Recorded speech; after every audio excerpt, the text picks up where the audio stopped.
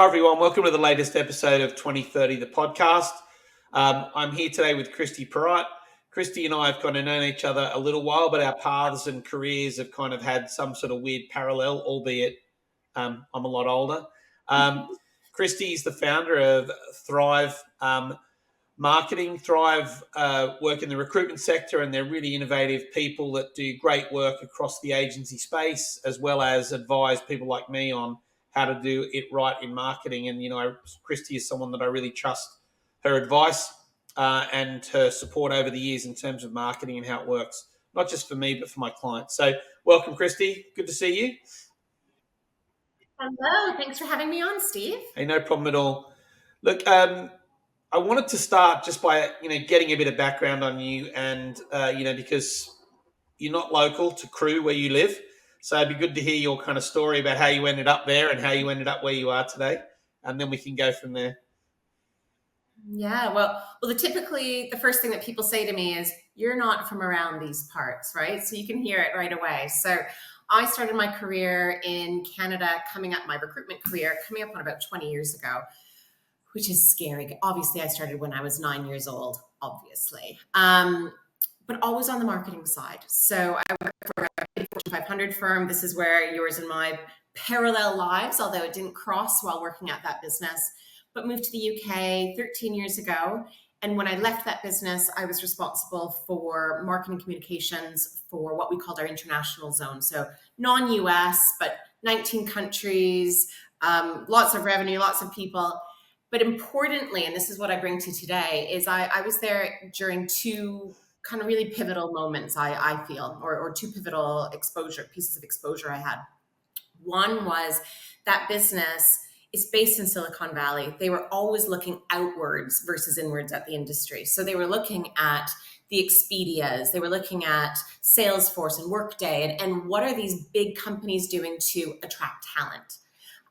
So that digital transformation, it's going gangbusters right now in the industry, started, 7 to 10 years ago, and felt like I was really on the forefront of that. The second piece, though, is I sat on the International Steering Committee. So I had to make marketing accountable to operational and sales leadership. And we had to make sure that marketing was moving the dial, that marketing could be justified both as spend, but also as an equal partner at that decision-making table. So having that influence of always making marketing really tangible and really ROI driven is something that I've brought to Thrive. And it's how we work with our clients today. You mentioned the agency space, as well as with in-house talent teams and recruitment vendors, kind of within that space, but all uniquely within recruitment. Yeah, I mean, we've had the opportunity to talk before, but, one of the things for me, I say this to people and I truly mean it. If I was to start an agency today, the very first person I would recruit would be a digital marketing expert, because I see marketing as a frontline function. Marketing and sales without each other are nowhere near as good. But yeah, it wasn't that long ago that marketing was seen as like a support service in a business, some sort of in-house design function, The coloring in department, I think, was the official term for that. You're correct. I mean, how's it evolved from the coloring in department to today? Am I accurate in that? Is that just me, or is that the wider world of talent and recruitment embracing the idea that marketing really has a role, frontline role? Yeah, it's night and day is the answer. If we rewind to that 20 years ago and not even 20 years ago, if we rewind to 5 years ago in most cases, a lot of that manual process of business development, of recruiting, that can be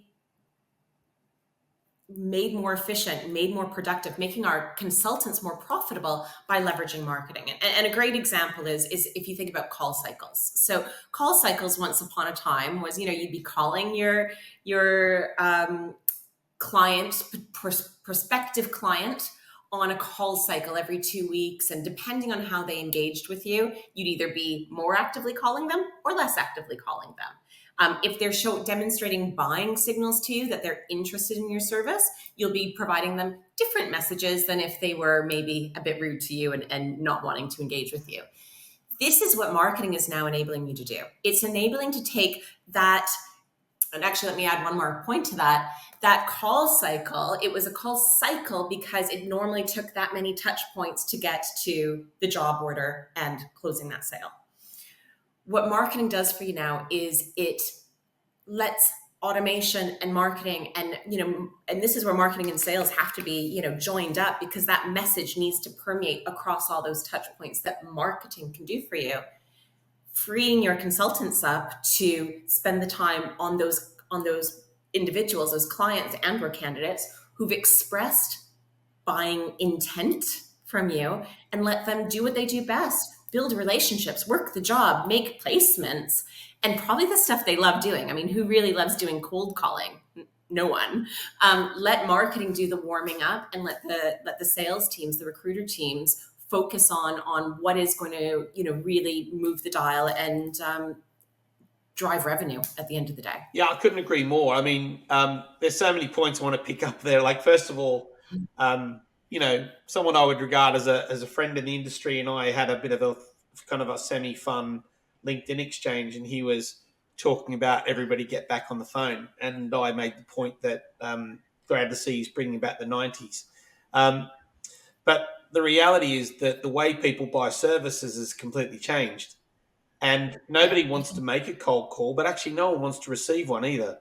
So it's a kind of dead duck from my point of view, because the brand experience, both personal brand and the corporate brand, the trust you can build through having a coherent kind of marketing strategy, people have already made a choice. So if you do call, it's not a cold call.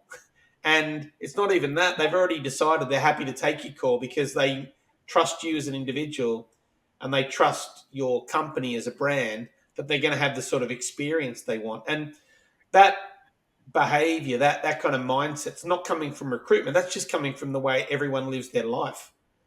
So Yeah. do you see that? I think it's not quite a fair comparison for somebody who might have, let's call it their metaphorical black book of business, created and generated over 20 plus years. If they get on the phones, they've already that sales funnel with those people has already been established for all those reasons you just shared. There is already a trust, there is already a relationship. If they pick up the cold call, if they're calling that a cold call, getting on the phone, it's not really. They've put in the heavy lifting already. Now try getting it.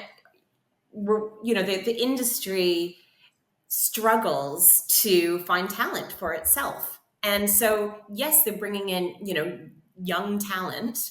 Try telling that 25-year-old, okay, just go get on the phones. No problems. Go do cold calls. It doesn't work that way because they don't have that established reputation, the established networks already. And ultimately, it's not efficient. They could be making how many hundreds or thousands of calls to get that one bite off of it.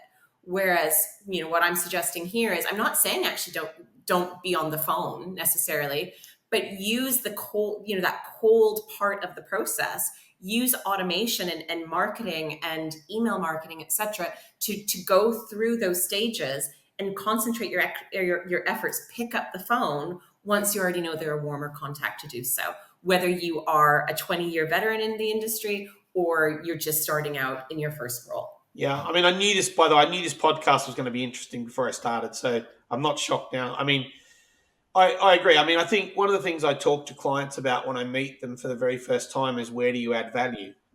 Because it's not a conscious thing. Sourcing a candidate, for example, isn't necessarily value adding. Finding the right candidate or providing the client with the kind of information and service they require is more value adding. They can find the candidate themselves.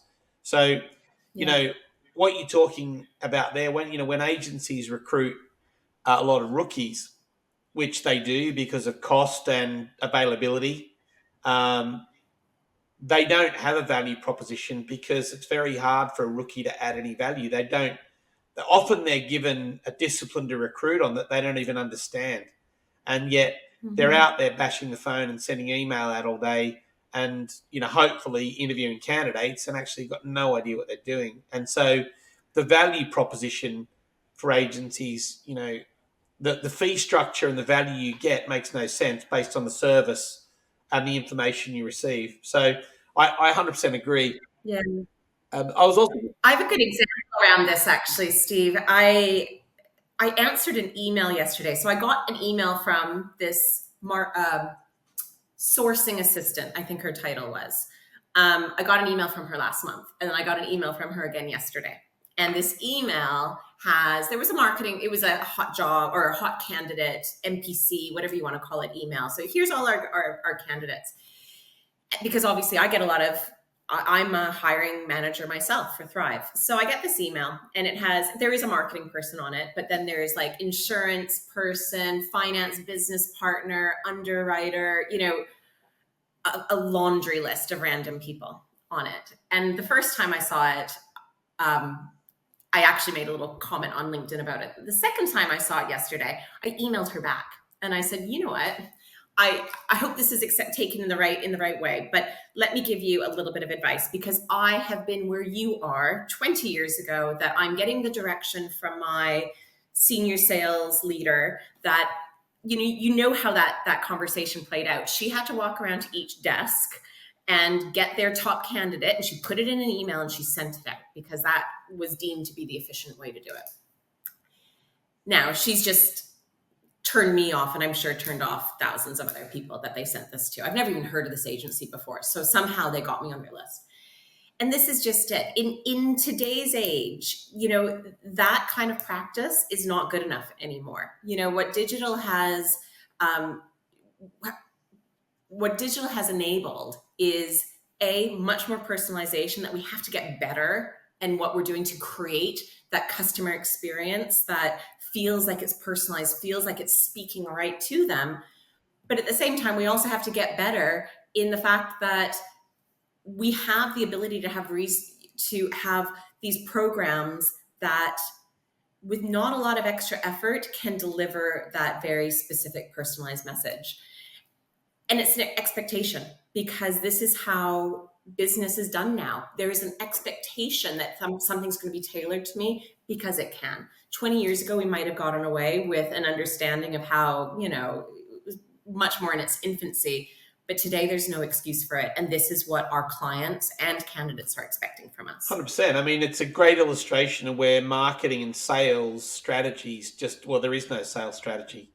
That's just blast out email and you'll hit something eventually, right? And unfortunately, a lot of agencies still live on the fact that the scale of the market is so vast, you can kind of do that and get away with it. However, anyone that's ever worked with me knows, we very early in our relationship, we talk about segmentation, and we talk about breaking down your market in order that the right audience get the right content at the right time in a way they want to get it.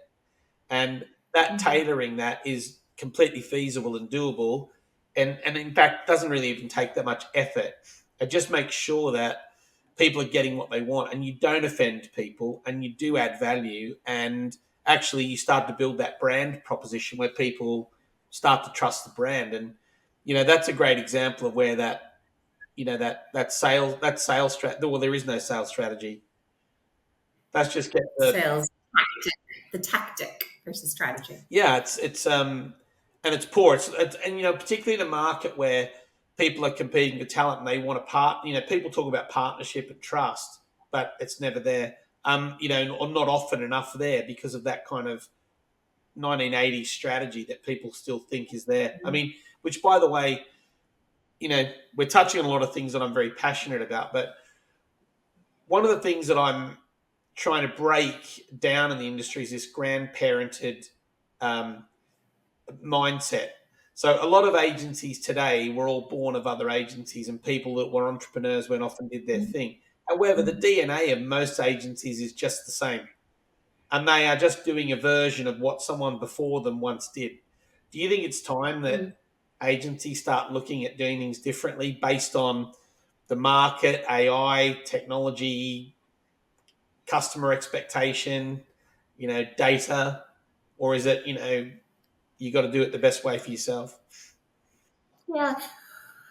Well, I think, I hope I don't get shot for saying this, but I think one of the big challenges that has been a constant in the industry is proving its value. Now, I think it's once you have that amazing candidate in that role, from a client perspective, when you get that right talent, you know that agency has paid itself a million times over. That candidate, we know the cost of a bad hire, the cost of a good hire, it's worth it to get that great candidate. But the problem is that the process is still almost smoke and mirror, a dark art in some ways, that it's okay. Yep. We'll get you a candidate and we're going to charge you 25% for this candidate. And here's another actually email example. Whenever I'm hiring, you get the people see my advert and I get all the emails, and I'll get these really short emails saying, yep, we'll do this for you. And I'll come back to them and say, okay, because I'm a bit wise in the industry, I come back and say, okay, what's your fees? That is the first question I ask. And I know that's not fair of me, and I know that's not what the recruiter wants to hear from me, but I have a very specific reason why I do it. Tell me what your fee structure is. Okay, our fee structure is 25%. Next person, our fee structure is 15%. Our fee structure is 20%. You get this range. But the unfortunate thing is not a single one of them have told me what I'm going to get for my 25% versus my 15%. And I'm somebody who actually knows the value proposition. I live and breathe this every single day. Take that same example, put it into a hiring manager who may not have that same visibility and knowledge of the industry. How can they deem that one offering? This is why there is this, our clients are so, they're so price sensitive. They want it for 12%, because nobody has told them what they're going to get for 25% versus 12%. So you can't blame them for wanting the 12%. Yeah. The hard thing about that is the recruiter doesn't know. Like if someone said, well, just tell me how that breaks down, they can't tell you. It's just because it was grandparented. Someone said we charge that, and if you go below a certain level, you have to get me to sign it off. Precisely. Why? This is how much our agency costs. Yeah. But tell me what you're doing. And again, this is, I'm going to champion the marketing side of it. Is what is your value proposition? What are you going to do for that? What makes you different than the other agency? Most agencies are going to come back and say, well, it's our people. So what? Quantify that for me. I need to know your people sound great. The next person's going to tell me that their people sound great. Tell me what makes them different. Tell me what makes your business different. Now, I'm sounding really harsh, but what I have seen in the industry is that people are starting to do this. And what I actually love is when companies offer a different pricing for exclusive engagements, because suddenly they have to validate what an exclusive engagement, not quite retained, but exclusive, what that entails. And suddenly they're explaining why there's a value of that exclusivity. I think we've also seen a lot more of this kind of digital tsunami that's come in. And again, particularly since COVID, we're seeing so much more adoption of technology in the industry that there's a great message there. I think 10 years ago, there was this fear, or even less than 10 years ago, robots are going to take recruiters' jobs.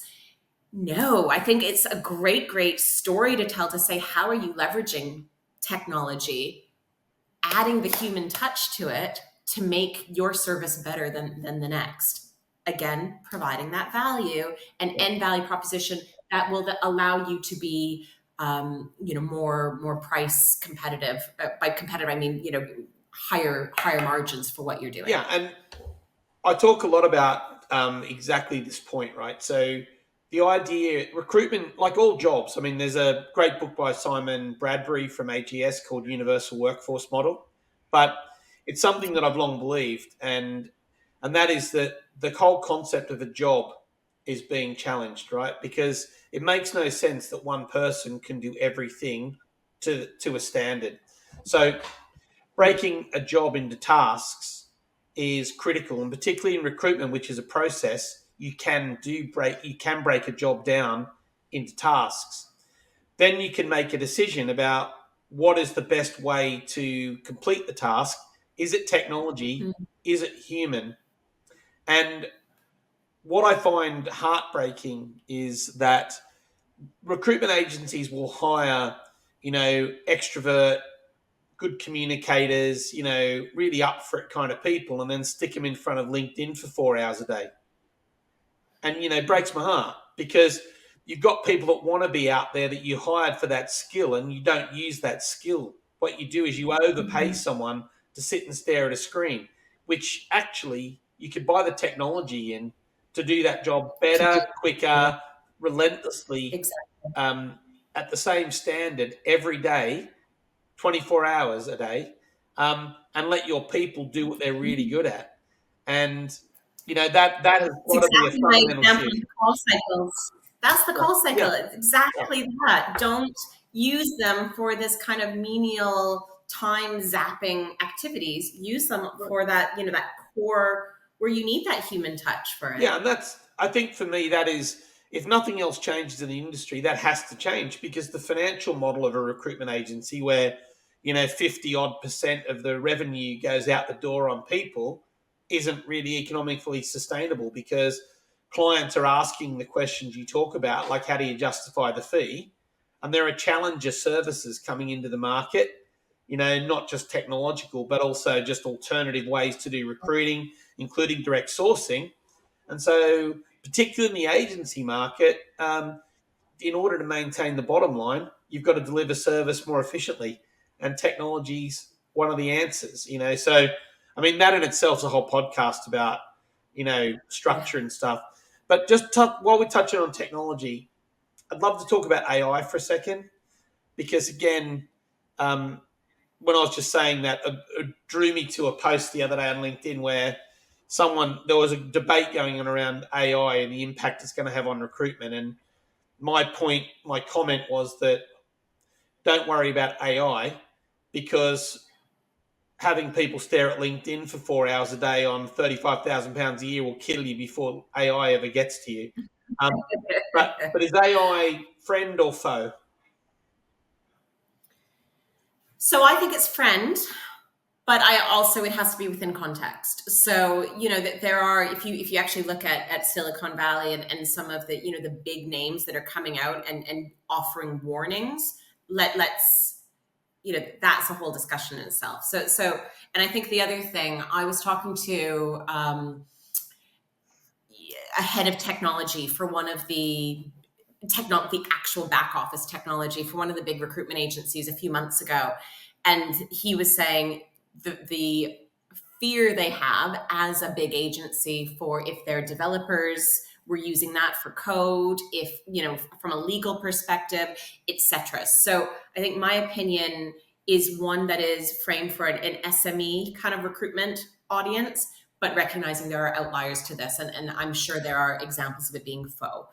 However, I think that in terms of what it enables an SME agency to do is again, it's just another example of what we're talking about here, isn't it? Let use AI to do some of that heavy lifting, but don't forget there has to be a human element. So there's two parts to that. It's only what you get out is only as good as what you put in. So there is a really big, and particularly from a marketing perspective, the prompts that you're putting into the tools are quite critical for what you're going to get out of it. So there has to be some knowledge and strategy and vision for what you want to achieve from it. And I think once you have that final product as well, it needs a set of eyes on it, both in terms of it's not perfect. It's certainly not just from a tone of voice standpoint, but it's not perfect from an accuracy point of view in some cases. So a set of eyes to make sure it's accurate, and a set of eyes to make sure that the tone of voice and brand and messaging is also coming through. Yeah, and again, I think I was talking to some people about this yesterday, and AI in the recruitment industry's got multiple sort of entry points. When we talk about the agency itself and the process and the workflows, I think AI is a friend. I think AI will enable people to do higher functioning tasks and get all that terrible stuff. And not that I ever quoted Will I Am before, but Will I Am said, if your job was replaced by AI, it was a boring job anyway, right? And, I get that. In recruitment, there's lots of boring tasks that AI is going to do better and with more vigor than people. I think the other side is Yeah. to consider the customers. And this is an area where agencies need to adapt, particularly on the client side. So, for example, the industrial application of AI, not just ChatGPT, is you can put a spreadsheet into AI and it will analyze it.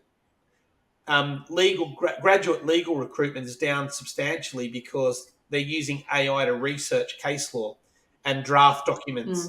HR, a lot of documentation and workflows can be done by AI. So I think that agencies also have to consider transformation around their market sectors, because there just won't be certain market sectors as they are today going forward, simply because AI, like auditing, you know, AI is going to replace, because it's more cost effective, way more efficient. And I think that's a real challenge. I mean, do you see that, or do you think anyone's talking about that as well?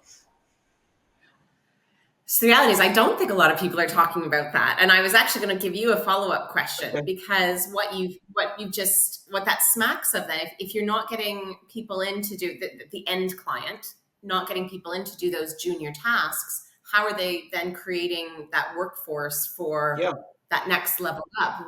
How are they training that junior workforce? Yeah, that's right. I mean, the whole workforce model and the workforce dynamic is really under threat, like the traditional thoughts about work. So things like the gig economy that have been talked about for 10 years or so now start to come into their own, where people drop in and out of things to do that. But yeah, how do people get experience? I mean, remote working, for example, showed us we could adapt very quickly to a new way of working, but it created a whole other set of problems around social norms and, learning, transfer of knowledge, all that sort of stuff. So AI is going to cause issues in terms of no junior staff, but then does that just mean that AI just moves further up into the organization? And I don't know the answer is the real effect, Kristie, but companies are already replacing junior to mid-level task-based roles with AI. Like, for example, analyzing a spreadsheet. We were playing around with this last week, and the AI analysis was spot on, and it wasn't biased. It was truthful, even if it hurt. So it's a big issue. But does it go back to what you were saying before, in terms of it's finding the people who are able to, so it's reclassifying those jobs, not, don't just take the same role and the same role, rehire. If you break down the job, etc., some of that can be moved, but you still need the human to actually be going in and doing some of those tasks, or manipulating or managing the process. I'm pro-human, right? I think relationships and trust are a fundamental factor. People trust people if they've met them, or they've shaken hands with them, or they've done business with them before. I don't think that's going to change. I think the kinds of roles, like, they call this the fourth industrial revolution. So, through time, the world of work has changed from, people working in factories to people working in knowledge. And this is just a part of that transformation. So the education system will adapt. It will start producing people that do different things, and the world of work will change. And there's been lots of these kind of changes in the past. I mean, a question I get asked often is, recruitment's got this bounce back ability. It always bounces back. We've had the internet, we've had IR35, we've had remote work, but we're still going.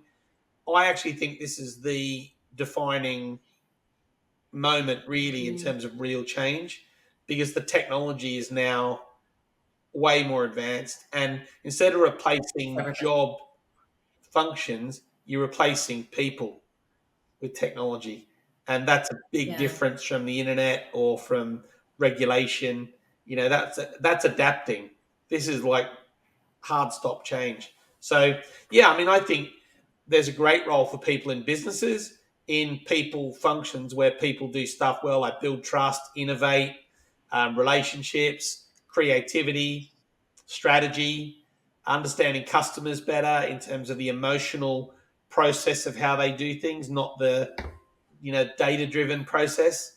So yeah, I mean, I just think it's going to be awareness. You still need to know the data-driven process to have the awareness to run the tools, and then maybe it analyzes off of the back of it for you, but you still need to be able to understand that information and make it applicable to whatever you're doing it with. So I think it is more, I'd like to think it's more of a shift of that skill set, which is going to advance all of us ultimately, because it gives us that space to do those high value activities versus some of that menial.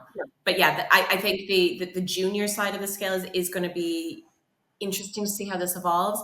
And then the other point you touched on briefly was that gig economy and the freelancer talent. You know, I see this a lot, and that particularly in my sphere in marketing, maybe somebody can't get that first job out of university. We actually hired somebody on the Kickstart scheme a couple of years ago, and I had 200 CVs, but people with no experience. How do you pick one versus the other? What was the defining point was this individual. She nobody minds her. She doesn't mind me saying it. She's our graphic designer today. She's phenomenal. But in that year, she opened up an Etsy shop. She did, a graphic design thing on Etsy, and that's what made her rise to the top. Is she did something applicable. However, I think if they get I don't want to call it a trap, but I think if you want to really, that there's this, everybody wants to be an influencer and you could create this, you see these YouTubers that are making insane amounts of money, but that's like the new age movie star, right? That's the new age film star. There's one that emerges out of thousands, right? So that the risk we run in that kind of gig economy piece is younger talent may start on this path, and at some point they may lose some of that kind of knowledge that you need to get working with, in my case, it would be, working with a leader, somebody who has been there and can teach them along the way. And I think that's a real risk in this market. 100%. And I have to confess that even though I get to talk about technology and change and disruption a lot, because I'm really cool, really keen on that stuff, I'm also a bit old school. And I think that people should come to an office and they should congregate and they should socialize and they should learn from each other and interact. It's one of the great joys of my career is the people I've worked with, not on teams. These are people I sat with, joked with, had a beer after work with, but also shared the pain of defeat, shared the success. That's human nature, unless we change the hard wiring of people, that's critical. And I think we've lost a bit of that. But talking about the people, just rolling it back to recruitment, it just reminded me that one of the things that particularly I'm talking about agencies when I say this, but it is the concept of a team in an agency is a very flawed concept because agencies hire the same profile of person over and over and over. So it's like having a football team with 11 goalkeepers. Everybody does the same thing. They've all got agencies confuse team spirit with teamwork. So there's a lot of selfish behavior within agencies that doesn't serve the customer very well. However, all those people get on amazingly well. And, I hear consultants say, I work with a great group of people. And I feel like saying, because they're all like you. It's like you're hanging out with yourself because they've got now agencies, in my view, need to be bolder about the humans they recruit and have people that play different positions in a team in order that they get that balance. Otherwise, you just end up with 10 people on a team that have all got the same basic profile and, you get what you deserve. You don't get people that are nurturers. You don't get people that care about service. They're all blasting down the phone or whatever, and they're all recruited in a certain image. So, when we talk about there's AI, also a DE&I message in there too, though, isn't there? There is a DE&I message, and I think hiring in that mirror image ultimately, whether it's agency or whether it's for end in-house, it breeds this, and unfortunately it's self-manifesting. And I do think there is some change, maybe not fast enough. I think there has been some change, but I can speak from a white female point of view. There is a reason why that females are leaving the industry when they hit 30 something years of age. Not all of them, but proportionately, they start choosing a different career path.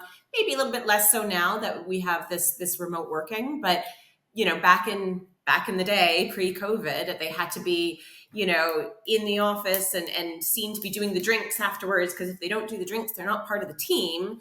That's breeding it.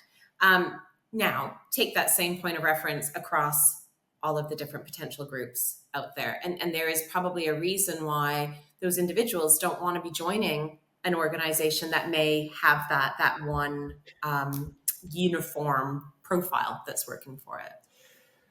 Yeah, well, as you know, DE&I is something that's very important to me personally. And, in my other part of my professional life, the ability people, we work on disability inclusion in business. But, therefore, it is very important to me. But again, we are moving slightly.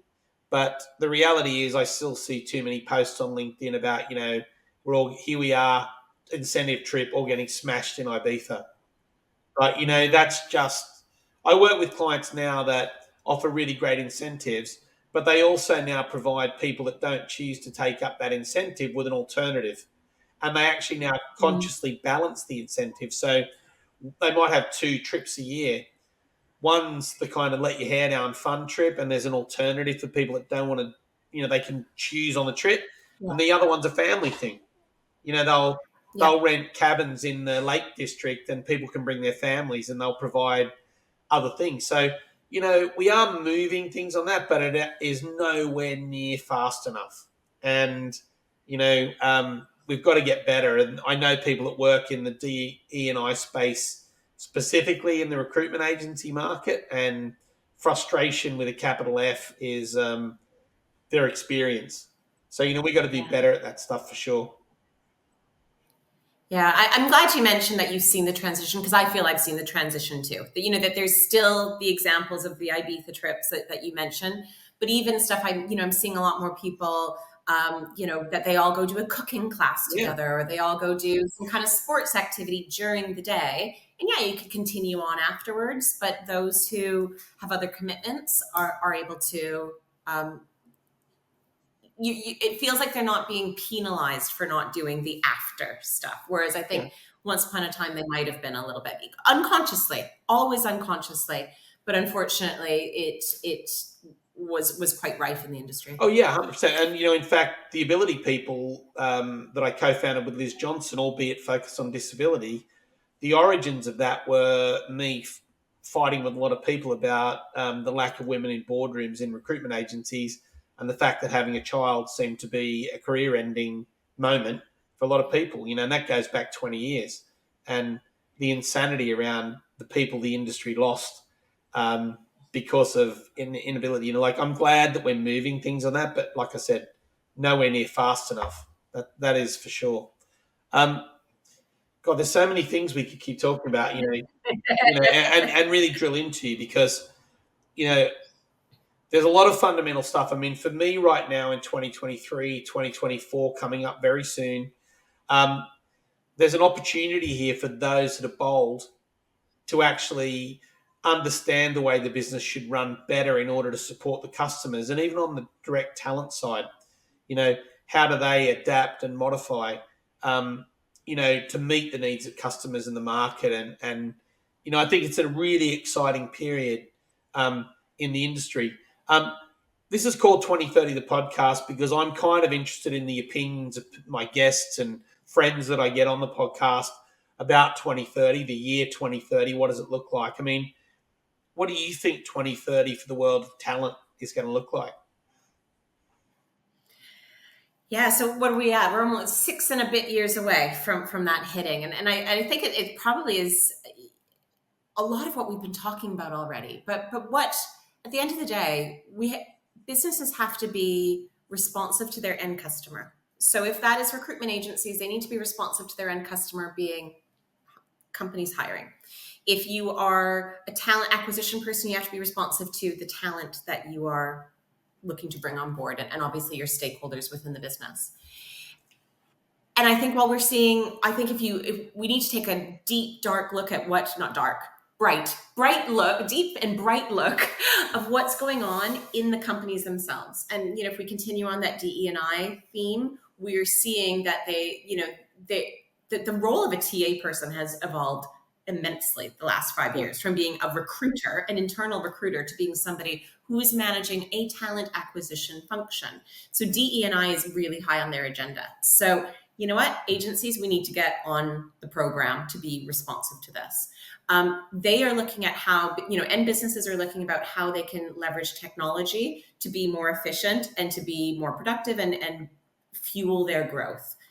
Agencies need to be more responsive to that as well. So, we're part of this bigger ecosystem is what it comes down to. And we need to keep a finger on the pulse of what's going on with our end client, what's going on, what's coming down the road, and just making sure that we are primed to be open to change and take on board, the new technology or the new ways of thinking, the new ways of working that's going to enable us to do that faster. We need to be responsive to market shifts. And I think that's what's going to be continuing. And I hope to see a lot more of it. Yeah. And it's interesting you say that.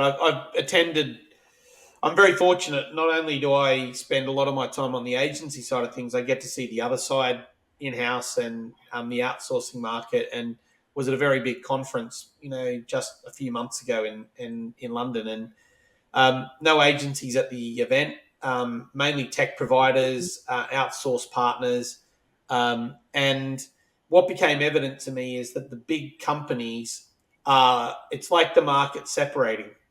When I was on a desk, there was a distinct possibility, however small you were as an agency, you could supply staff to the biggest company. But actually what I think is happening is the biggest companies are now hanging out with the biggest technology providers to find other ways to do it and break away. And I think that one of the things we'll see by 2030 is that the market will kind of delaminate, that the multinational huge organizations will be partnered with outsourced providers and tech providers at global level, and that the SME market will be servicing the SME market, which, is not a bad thing.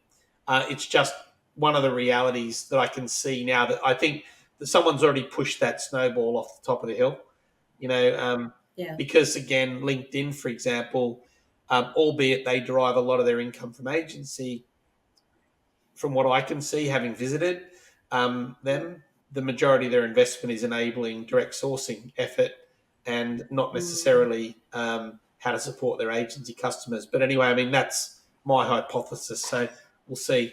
Okay, so last question. If you weren't doing what you were doing, what would you be doing? So the scary thing is I love working. This sounds awful. I wish I could say I'm so much cooler that I go like climb a mountain or I don't know, do something incredible like that. But I love, it would be another business, another venture. I watch this space, but I think there's another venture in me to come in addition to Thrive. And I'm excited to pursue that, but I will keep that under wraps for now. You do that. I mean, I can't wait to see what that is. It's interesting when I talk to people and I ask that question. A lot of people are really happy and content with what they're doing, which is amazing. But I've had the odd DJ, and people. They're too cool for me. This is the unfortunate thing. I'm past my DJ prime, unfortunately. But I wish I was that potential budding DJ out there. I'm just not. Yeah, I'm the same. I often think about what happens when I retire, and then I realize that I just don't think I ever could. I've got too much to do yet. So there you go, Kristie. It's been fun. There you go. Watch this space. Yeah, we'll see what I'm going to do next. Kristie, thank you so much. It's been fun. We should do this more often. God, we could solve the world's problems if we just had a few more hours, I'm sure. One podcast at a time. Yeah, Steve. That's true. Maybe we'll get